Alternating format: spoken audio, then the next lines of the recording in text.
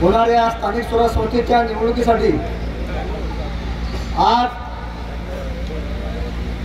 जो निर्धार मेळावा आयोजित केला त्या निर्धार मेळाव्याला उपस्थित युवकांचे आयकॉन, युवकांचे आदर्शस्तंभ, आजच्या कार्यक्रमाचे मार्गदर्शक आदरणीय श्रद्धेय दादा आंबेडकर, उपस्थित या जिल्ह्याचे अध्यक्ष आदरणीय देवाभाऊ युराळे, 30 वर्षाच्या कालखंडामध्ये श्रद्धेय बाळासाहेब आंबेडकरांनी अकोला जिल्ह्यामध्ये ज्या कोणाला राजकीय पार्श्वभूमी नाही, ज्याला कुठला राजकीय वारसा नाही, अशा लोकांना पुढे आणून जिल्हा परिषदची, पंचायत समिती, नगरपालिकेची, महानगरपालिका सत्ता हातात दिली.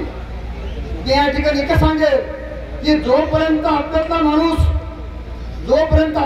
सत्तेमध्ये बसणार नाही, तोपर्यंत आपले दुःख काय आहे, आपल्या गरजा काय आहेत, आपल्या मागण्या काय आहेत हे त्याला कळणार नाही.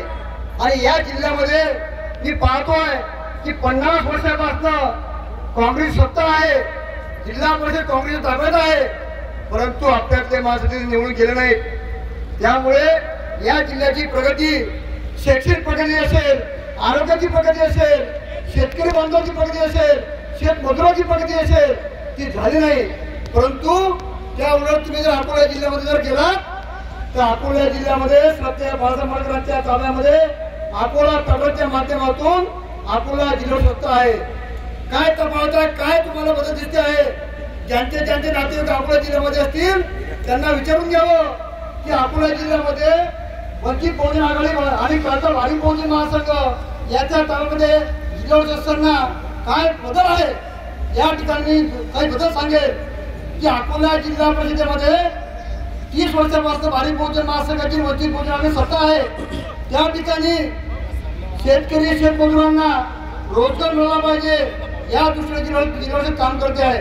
युवकांना रोजगार मिळाला पाहिजे यासाठी कॉम्प्युटर सेंटर असतील, पीठ गिरण्या असतील, तिथल्या महिला भगिनींना शिलाई मशीन असतील, पिको मशीन असतील, लहान विषय आहेत. परंतु लहान विषयाच्या माध्यमातून अकोला जिल्हा परिषदेच्या माध्यमातून श्रद्धेय बाळासाहेब आंबेडकर नेतृत्वाखाली सर्वसामान्य माणसाला रोजगार देण्याची भूमिका त्या जिल्हा परिषदेने घेतली. आणि बघता 30 वर्षापासून अकोला जिल्ह्याची सत्ता ही बारीक बहुजन महासंघ आजच्या वंचित बहुजन आघाडी ताब्यामध्ये आहे. शेतकऱ्यांना जिल्हा परिषदेच्या माध्यमातून मोफत बियाणं देण्याचा कार्यक्रम, शेतकऱ्यांना मोफत बियाणं देण्याचा कार्यक्रम एकमेव राबवणारी जिल्हा परिषद कोणती असेल ती अकोला जिल्हा परिषद आहे. अकोला जिल्हा परिषदेच्या माध्यमातून संपूर्ण शेतकरी बांधवांना कपाशीचं बियाणं मोफत देण्याचा कार्यक्रम आम्ही राबवलेला आहे. मी या मेळाव्याच्या निर्धार मेळाव्याच्या वेळेस तुम्हाला सांगतोय की तुम्ही एक निर्धार करा की येणारी जिल्हा परिषद आणि येणारी पंचायत समिती आपल्या ताब्यामध्ये कशी येईल आणि आपला विकास कसा होईल असा निर्धार आम्ही या निमित्तानं आयोजित करा. तुम्ही निर्धार करावा आणि निश्चित आपल्या ताब्यामध्ये सत्ता घ्यावी अशी विनंती करतो. थांबतो. जय भीम, जय संविधान.